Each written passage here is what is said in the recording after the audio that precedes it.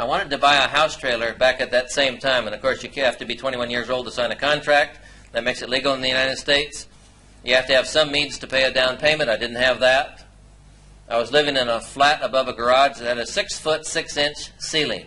First time we went to put something in the oven, first time we turned the oven on, rather, there was a rat in there who was alive, and we didn't know it. And can you imagine what happened to that rat after that oven being on for some time? It was really bad. So after that kind of an experience, I wanted to find a better place to live. So I went up to a house trailer. They call it a house trailer here. A house trailer is like a 23-foot, very small house trailer. Mrs. Geneva Jones owned the trailer park. Well, I didn't have any credibility. I wasn't 21. I didn't have a down payment. I didn't have anything. So, you know what I did? You saw the Myers Mansion last night on that little illustration? I told her I would make her famous if she sold me a house trailer. And so she sat there laughing, big, heavy-set woman. She was about 20 or 30 years older than me at the time. She said, well, just exactly, young man, how are you proposing to do that? And I said, well, I noticed all your trailers are all sitting one way out on the park, and this is a brand new park. I said, I'll set mine sideways. I'll build a picket fence around it. I'll plant a rose garden. I'll put a sign out in front that whatever trailer you'll help me with, it'll be my mansion. I'll put a sign there. I'll make an awning out from it. So I gave a verbal, visual picture of what it would be. And so she bought into the story and said, would you really do that? And I said, yes, not only that, I'll go down and get the newspaper to come out and do a story on it, which I did. I did exactly what I said. I got the newspaper out. We did a story.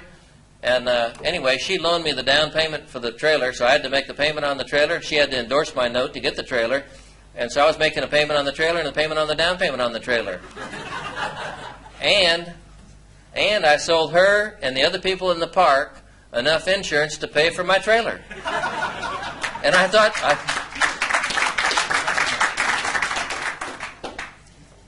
what you're hearing here at the same time on boldness and audacity is how to sell your way through life, right? Can you see how it can be done if you can communicate with other people? You can have anything you want to have and be anything you want to be if you crystallize your thinking.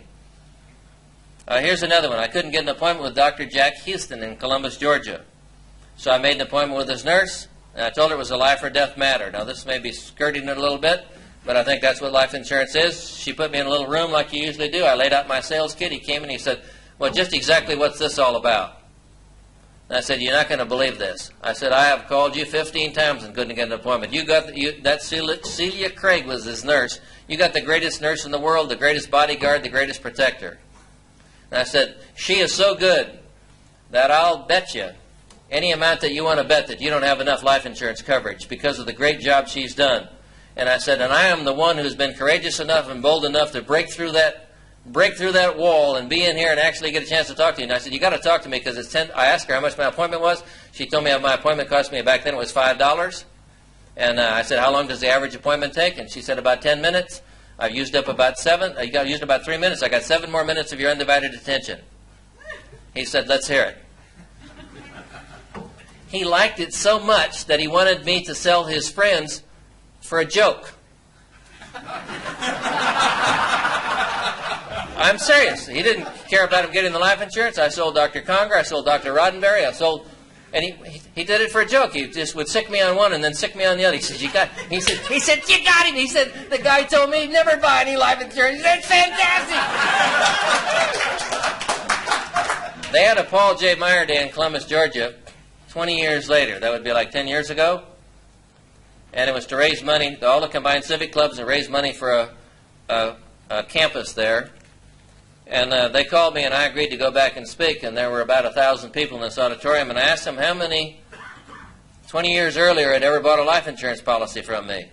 Well, I brought tears to my eyes because around 200 people stood up.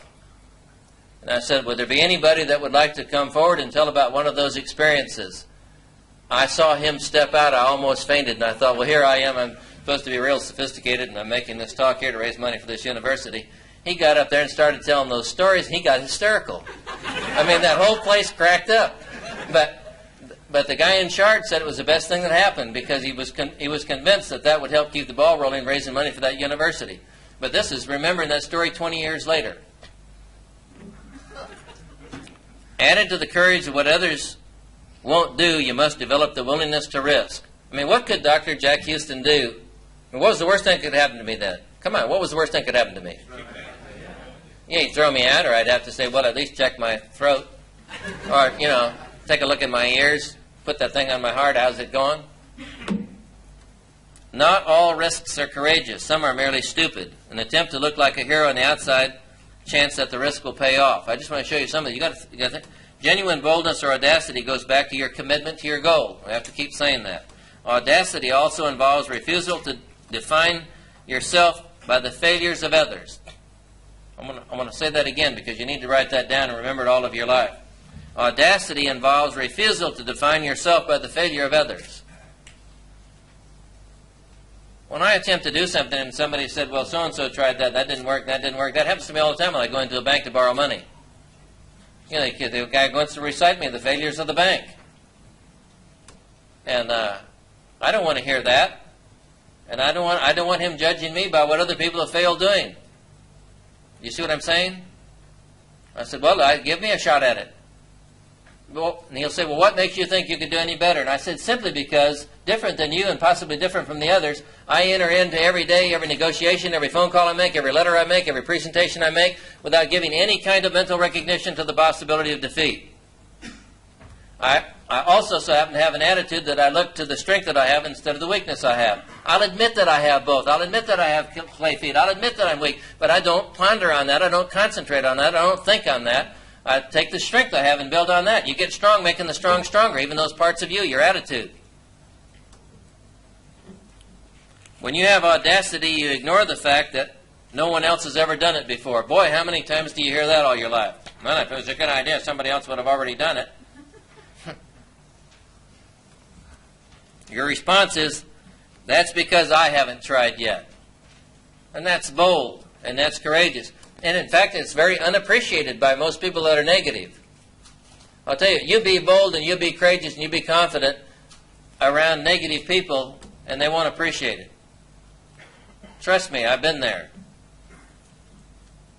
Do you know the 5 points of that $1 Million Personal Success Plan that Justin read up here a while ago? Did you know I wrote the first 4 of those when I was 19 years of age, and I wrote number 5 when I was 23. I did not know if number 5 was necessary to follow through regardless of circumstance, situations, criticism, or what other people say, think, or do, until I had that happen to me enough time to beat me down. I had to add that, put it on my desk, and look at it every day until I could use that as part of the armament to get around it. This is a good one. This is one of my affirmations. Everybody can be sold by someone. Why not me? In other words, every one of you can be sold by someone. Isn't that true? There's a particular kind of person that you would open up to, expose yourself to, listen to, be interested in, and buy from. And so I thought, well, instead of just finding that, instead of going out and selling size 42 suits and finding somebody that fits a 42 suit, I was going to be flexible where I could sell. If everybody can be sold by somebody, why not me? I could increase my closing average if I could sell them all. I found it was true. Just asking enough questions and listening long enough. That's how you do it. They'll all tell you what their hot button is. They'll all tell you how to sell them. You ask enough questions, anyone you talk to will give you enough information to tell you how to sell them. When you sell with audacity, you consider any kind of stall or objection as an opportunity to begin selling. I mean, what do you think? Do you have any idea? Didn't George say this is a high profit opportunity? Well, what do you think you get paid for? Just signing the order or just flipping the pages? I think you earn your money at that point, the moment of truth, when they give you an objection. That's when you start selling. You don't earn your money until you get a chance to start selling. And if you get so good you can do what I used to do years ago in the insurance business. I know this sounds crazy. I used to start at the back of the kit and do it backwards. Do the presentation backwards just to make it interesting. That's when my closing average was like 9 out of 10. This is true. They give a watch in Franklin Life Insurance Company. It's the largest ordinary insurance company in the world. They give a watch that's called the 60 Club watch if you make 60 sales in 60 days. So I called the president of the company and I said, well, I don't want to earn mine the same way everybody else earns theirs. He said, well, what do you suggest? I said, well, why don't you pick out a town in the United States? I'll get on a plane and fly there, and I won't take my watch till I can sell 60 people in a row without a miss. And I did. I did it in Chicago. He picked out a town that I don't like Chicago, personally. But I did it. Now, you'll think but you know how I did it? When I got off the airplane, I saw a sign over there that says Salveson and Shiplock Insurance, the old Midway Airport. And I thought, well, there's a start. We're in the same business. It'd be easy to talk to the guy. I went over and I said, do you sell life insurance in this agency? He said, no. I said, I've got the only pilots in the world sell pilots at standard rates. I said, what do you sell? He said, I sell only pilots accident insurance. How long you known these people? He said, well, I've been their agent now for 20, 30 years, most of them. I said, would you be willing to work a week for $10,000? This guy hadn't made $30,000 a year in his whole life. I'm going to pay him $10,000 in a week. In 4 days, I made the 60 sales to his friends. 60 without a miss. Now, what was I going in? On my sales skill? No, I was riding his coattail, correct? They wrote it up in the book like I was some great salesman. I wasn't a great salesman. All I did was a good prospecting job, right? And used him as a center of influence. And I paid him. What's so magical about that? But that's audacious, isn't it? It's bold, isn't it? It's courageous, isn't it? And I had a risk. I had a big risk. But I was confident I could pull it off. Why? Because they were charging $15 1,000 extra. I had the only policy at standard rates. You know where I got the idea for that? I was reading a Sales Management magazine, had a picture of an airplane on it. It said you have to fly till the year 2010 before your number comes up. This is back in 1951. And then I called the insurance company and I said, why do we rate pilots? I said, let me read you an article. Well, they thought I was crazy. They didn't pay any attention to me. So I called the ALPA, the Airline Pilots Association, and I said, if I could get a company to sell pilots at standard rates, what would you do for me? And they said, what would you like done? I said, I'd like the back page of your magazine free for a year. There were no ads in the magazine. I went to all the pilots in the United States. Then I called the company back again. This time I wasn't going to talk to the sales manager. I wasn't going to talk to him. I wanted to talk to the guy that owned the joint. That was Charles Becker. Okay? They weren't going to let me see him, so what did I do? I got in the car and drove to Springfield, Illinois. Same way I met Stone, although I work for this company now, and I was their leading producer. I knew they're going to let me in. And, no, I am unstoppable. They're not going to stop me. So I get in. He invites me to go to his home. And he said, I wished I could talk to you, but I'm on my way to Chicago. And I said, meet your chauffeur. On the way to Chicago, I sold him on the idea, and he said, Meyer, he said, you didn't come all the way up here and going to do all this. You're not that magnanimous. If I can get the underwriting department to go for this, he said, what do you want out of it? I said, I want an exclusive right on the United States for 1 year. So I got a non-resident license in 26 states, and at age 23, made $890,000 in 12 months. That was in...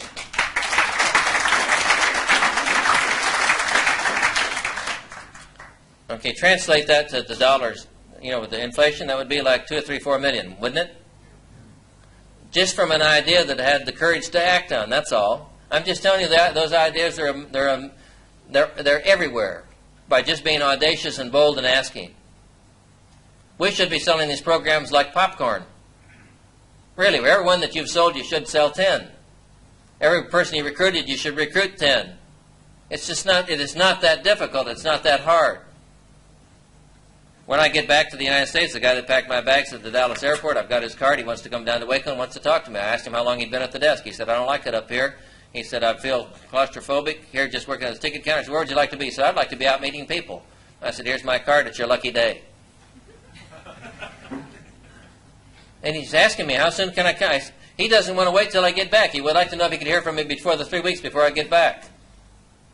And I'll meet a whole lot more people just like that on the way. Selling with audacity demands that you use your creativity to find a new and better way to achieve your purpose. Take an inventory of everything you possibly do, then be willing to do it.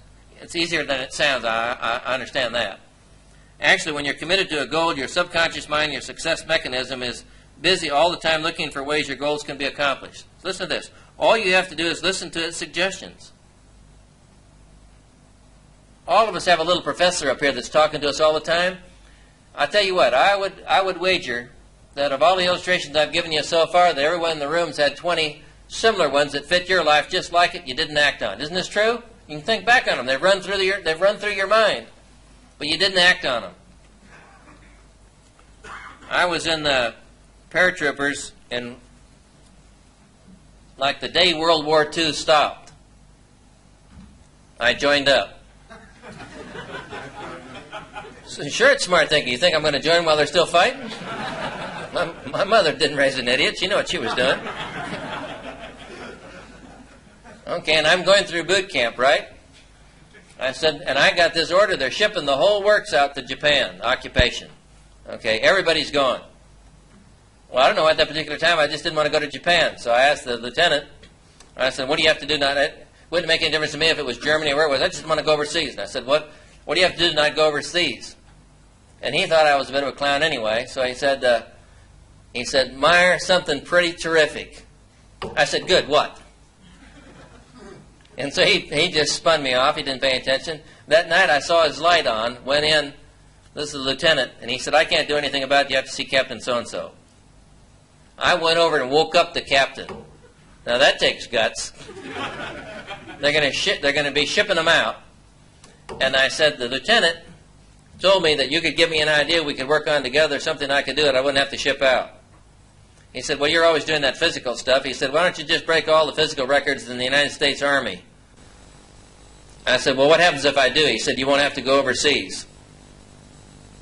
Well, they had the military decathlon coming up in a couple of weeks. And I'd been working out since I was a kid. And I thought, well, that would be a piece of cake.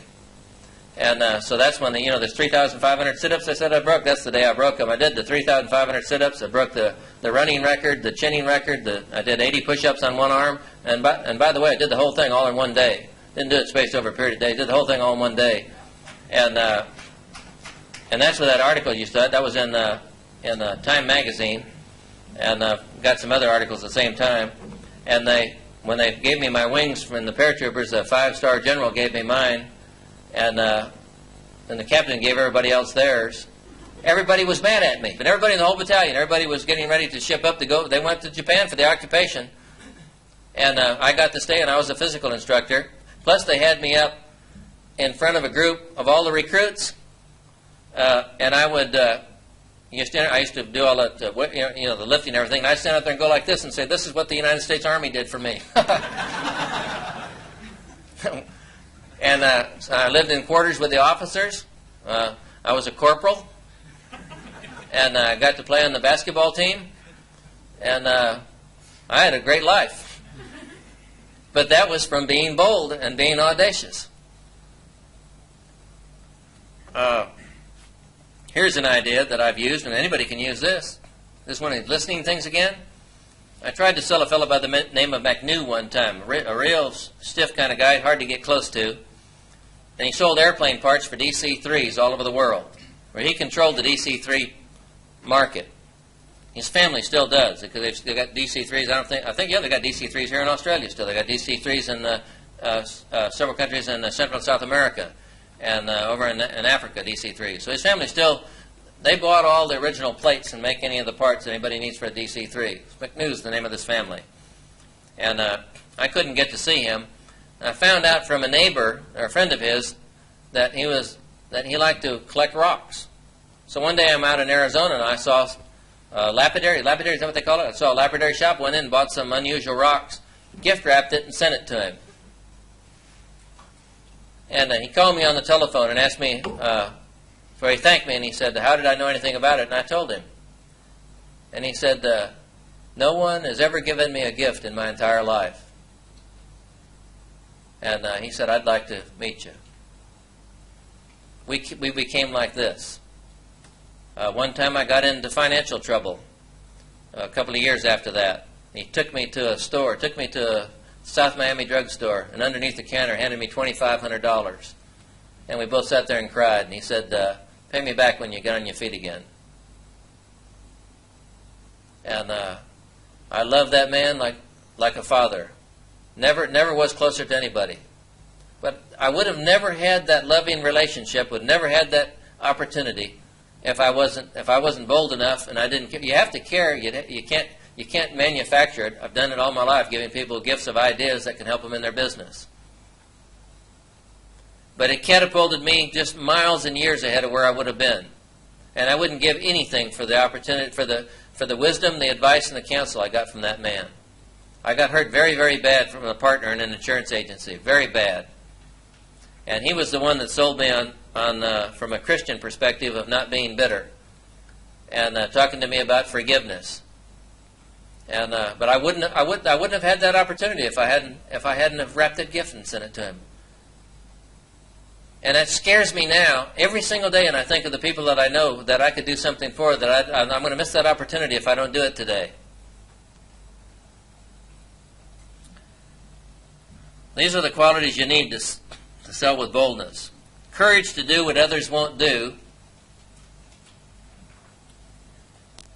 Willingness to take a risk. Refusal to define yourself by the failures of others. I mentioned that before. And the creativity to find a new way. You've got a little professor up here. You've got an imagination. Use it. Somebody said, well, gee, you're really creative. Everybody's creative. You just got to use it. Or it'll atrophy and die just like any other attribute that you have. Now, where do you get these qualities? Here's where you get them. You begin with clearly defined goals.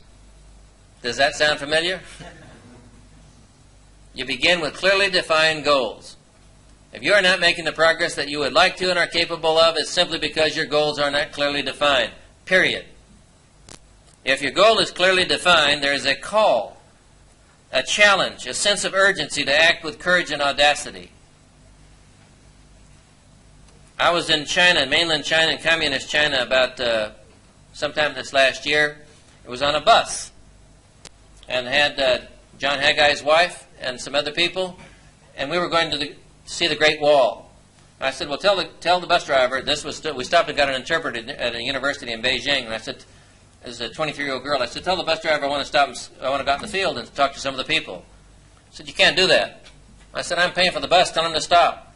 She said, you think. He works for the state, you've hired the bus from the state. You've got to understand that the state owns him, they own the bus, they own everything. It's not like here. How many of you have been to mainland China? In Beijing, there's 8 million people, and 6 million of them riding bicycles. They either wear green or gray. That's about it, isn't it? Big selection. I was determined I was going to get into some of the communes, and I wanted to dialogue and talk to these people to find out why they all ride down they all got the same look on their face. If you want to see somebody conditioned to no motivation, no want, no desire, no ambition, no nothing, it absolutely exists. The only thing you can say for them, I didn't see anybody hungry, and I didn't see anybody cold. It was 0-degree temperature. So I decided again, I'm going to enter into this thing without what? Giving mental recognition of the possibility of defeat. And I'm going to get into their homes. And she said, you'll get arrested. And I said, I don't know, it doesn't make any difference to me. I'm going to get in their homes and I won't get arrested. Because I'll be so bold and so audacious, nobody would believe I would even be there. You know what she said? She said, can I come? She'd been there 2 years. She hadn't been in any yet. I said, come on. So I took Jane and Leslie. We set out on foot. We walked about 5 miles. We were rejected approximately 100 times. Finally, I saw a gate of a commune open. That's where they have 7 homes in a commune. That's in a little U-shape. And then they have other U-shapes right in the neighborhood there. I found out later that 7 communes, that would be 49 homes, have 1 potty. And it's outdoors. And there's a door you go in. There's no door on a door you go in. The door you come out. The women go on the right side. The men go on the left side. Is that correct? Did you see that place? You saw similar places with okay. I got into a home that was 1 room 8 by 8. 8 feet by 8 feet. That would be like almost 3 meters by 3 meters. Okay. And another room 8 by 10. That's 10 by 16 then. That would be 160 square feet. And I don't know how many square meters that would be, but it wouldn't be a handful. 3 generations of people lived in that one house. It was unbelievable. Obviously, there was no toilet in the house, and there wasn't even a place to do much cooking. They had a little pot there, and all the commune cook outside with coal that's pressed into bricks. The coal dust pressed into bricks. This is a really poor section. But I got in to see him and talk with him and dialogue with that woman, and she was conditioned not to want anything. And I said, well, she had a little baby there. I said, I'd like to do something for the baby. She said, our baby doesn't need anything. Refused to take anything. said she was totally happy and totally content. And asked what she did, asked what her husband did, asked what the father did, asked about the whole family. It was an incredibly interesting conversation.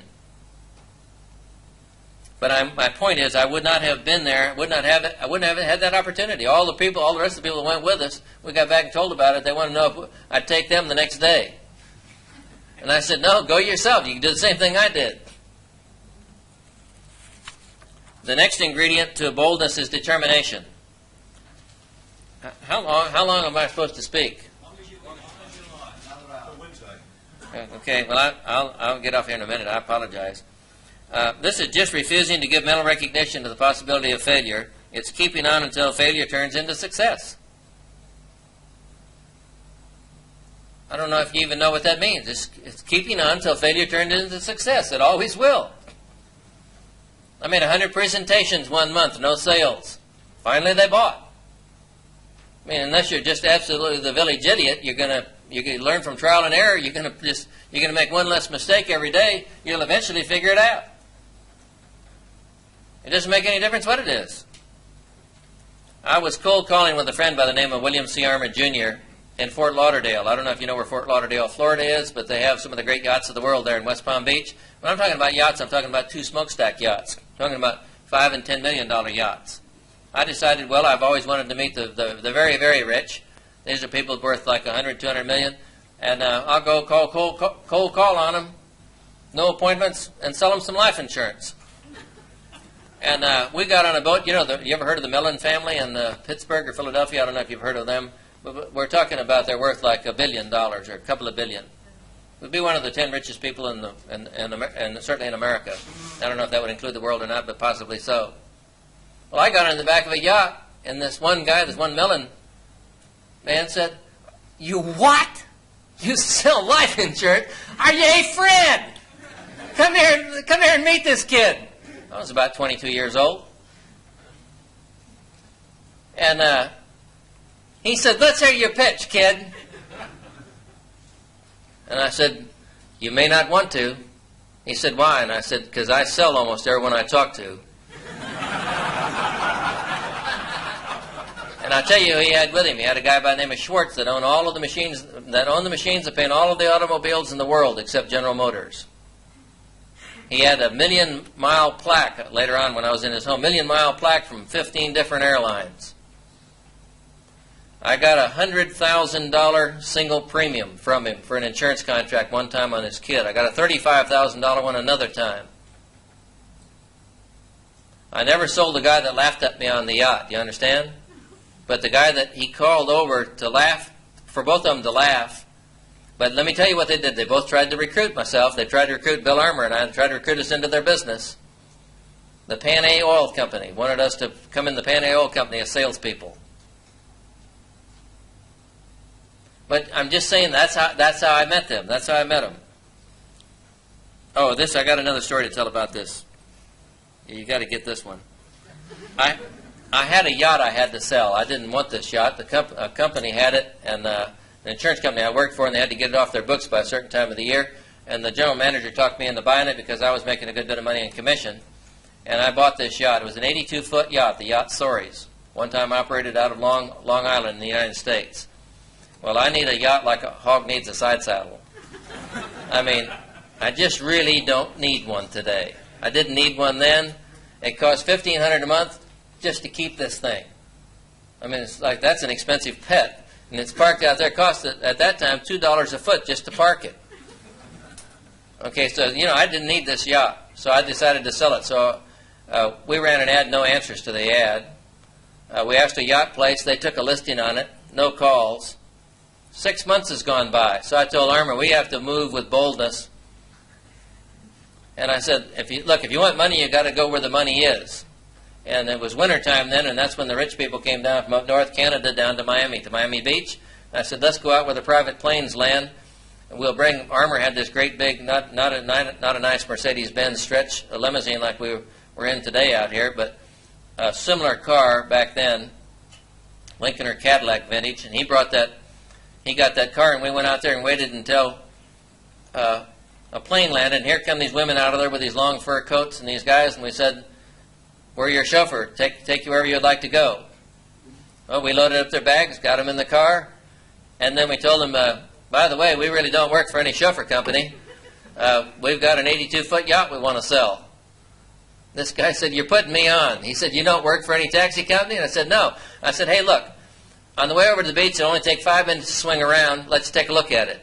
I sold it to him.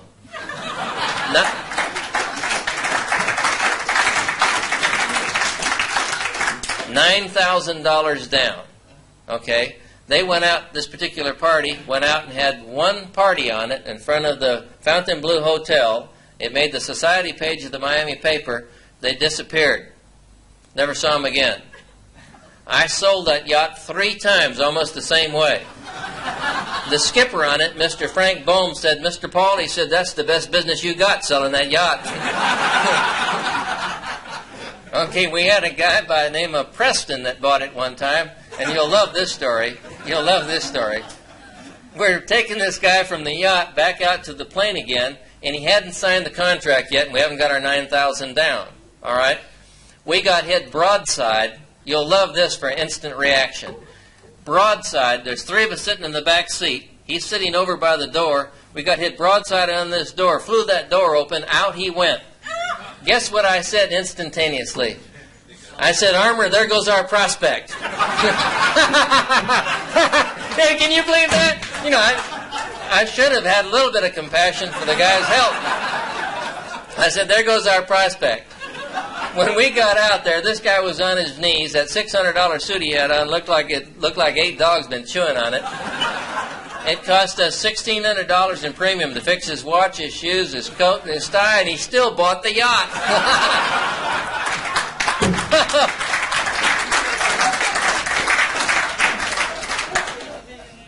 No one can. Bill Armour drove that car as president of a life insurance company in Casper, Wyoming. Bill Armour ran the other half of the agency with me. Harold Lanigan ran one half, and Bill Armour ran the other half. We had that competition between the two of them. Bill Armour was president of Great Plains Life Insurance Company. Bill Armour is also the president of Armour Oil Company. Bill Armour has an independent income of $250,000 a month now. And I hired him off of a milk truck in Fort Lauderdale, Florida. I've never had a dearer friend. We've been lifelong friends. We're like brothers. If I had to say who are the top 5 friends I've got in my whole life, I'd have to call Bill Armour's name. But I wouldn't have had the opportunity to do any of those things if I wasn't audacious or bold. You can never act with audacity unless you are willing to accept personal responsibility for your actions. And by the way, this is the first time I've ever made a talk with telling all these personal war stories, I call them, or illustrations. And I'm not doing it it's not an ego thing. It's just, I was going back, and I said at the initial, to find out some things I've done that were audacious that have moved me ahead. And I got to thinking about these and thinking how funny they were, and I thought you might want to hear them. And I don't know if it's a good kind of thing to do or not.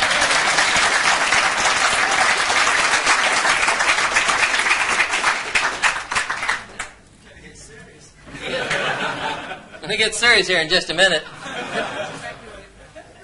Leave the walk. Huh? Yeah.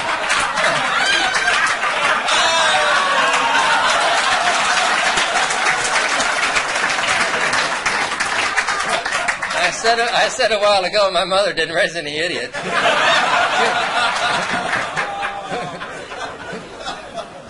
I knew exactly what he was after. I don't know if you've heard the name Arthur Vining Davis. He was the board chairman of the Aluminum Company of America, but I think you know the magnitude of the size of that company. It's the largest aluminum company in the world. He was the original founders of it. I did not have an encounter with Arthur Vining Davis until he was 94 years of age. That was the same year that he died. And I was with Mr. Schwartz. You heard me mention Mr. Schwartz's name a while ago. He came down to Miami one time to have lunch with me. We were on the top of the Columbus Hotel. That was the restaurant on the top on Biscayne Boulevard overlooking Miami. It'd be a beautiful, beautiful view like you would have if you're at the top of this building up here having dinner. I was talking to Mr. Schwartz about that $35,000 premium I mentioned I sold him on his children. And there's a funny story with that. But I have very big ears. And I thank God for these big ears. For one thing, by the way, can you wiggle yours? I mean, you learn to do when people make fun of like your nose or like anything else, you learn to use it as an attribute. And when people used to stare at my ears, I used to wiggle them, and then they'd laugh, and I'd shake hands and introduce myself. you use what you have to get ahead, right? You know, little short guys get roles in the circus, and little big tall guys play basketball. Well, you do what you have to do when you have to do it with what you got to do it with.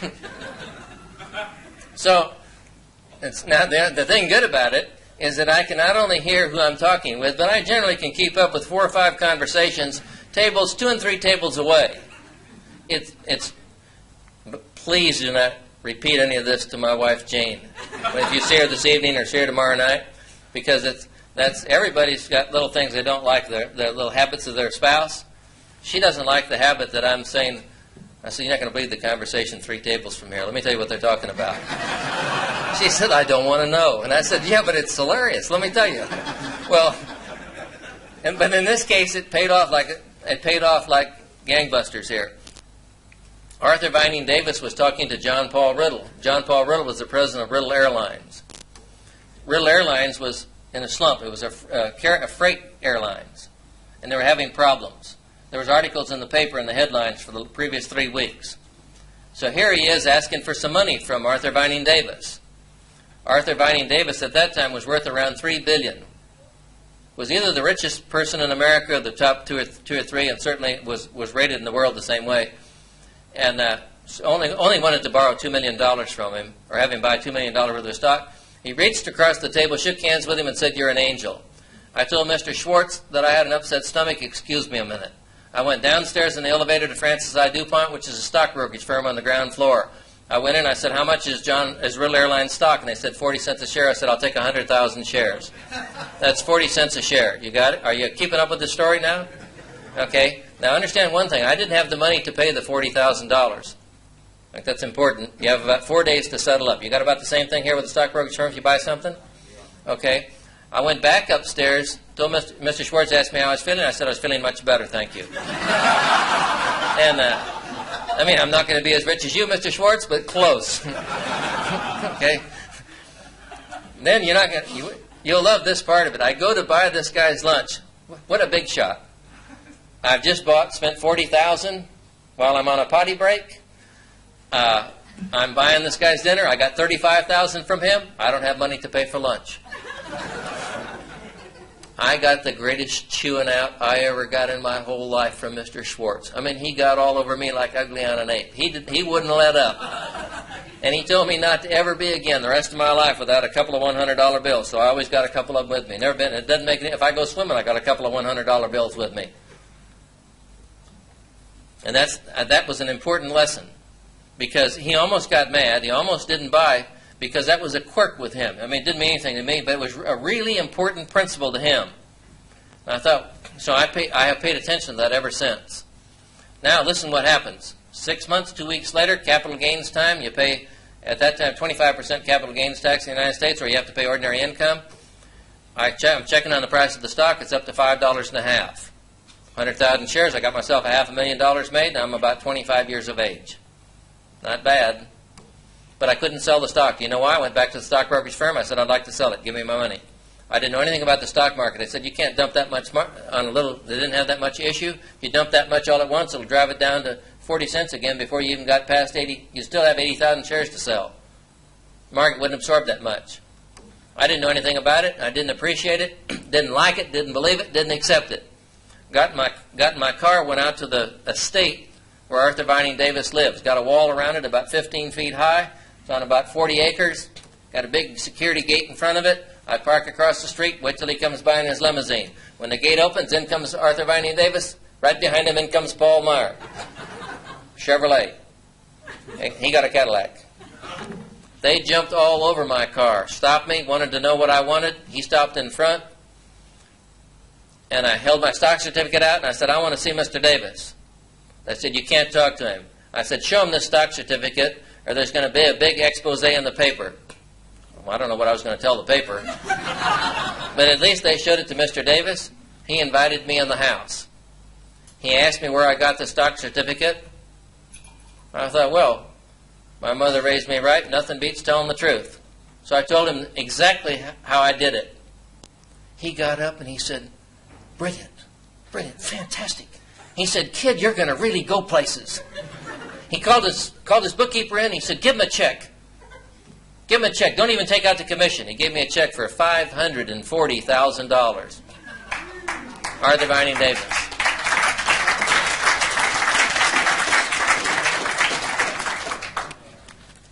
Interesting stories, aren't they? Audacity, boldness, courageousness. I don't think any of that was foolhardy. The only thing that was foolhardy was the fact that we couldn't find out where to borrow the $40,000. I didn't finish the story there. Called in every single bank in Miami and South Miami. Couldn't borrow the money. And I called Bill Armour, my friend now, who's up in Casper, Wyoming. And I said, we got to find somebody we can get this money from. And so we started going up to all the banks in Hollywood, Florida. That was the next town. And then we got up to Dania, and we got into Dania. As luck would have it, if you call in enough calls, you're going to meet the right people, right? Met a guy in there that just got promoted to a bank lending officer that he'd gone to high school with. And their fathers knew each other. And he said, if your daddy will sign the note, he said, I don't think I can get my dad to sign the note, but I'll sign it. I'll hawk my house. I'll do anything. And we both put up everything we had, and Bill signed the note with me. And that's how I got the $40,000. You know how much I paid back during that 6 months of the $40,000? $1,000.